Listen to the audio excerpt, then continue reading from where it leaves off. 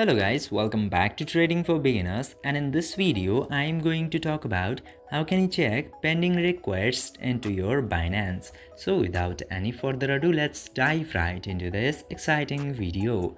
If you have any pending request or disputes about which you haven't taken any actions, you have to open your Binance application to check that at very first, and tap to this Binance icon into the top left corner.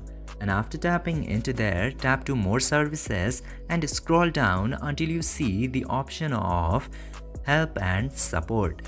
And there you will get to see this option of action required. Tap to action required into help and supports, and in this section you will get to see request for information and you will see all of your pending requests. Now it says 0 pending request into mine because I don't have any. Now if you have any pending request, you will get to see into this list. I hope this video was informative for you. If yes, don't forget to like, share and subscribe to the channel to never miss another update. Thank you for watching the video.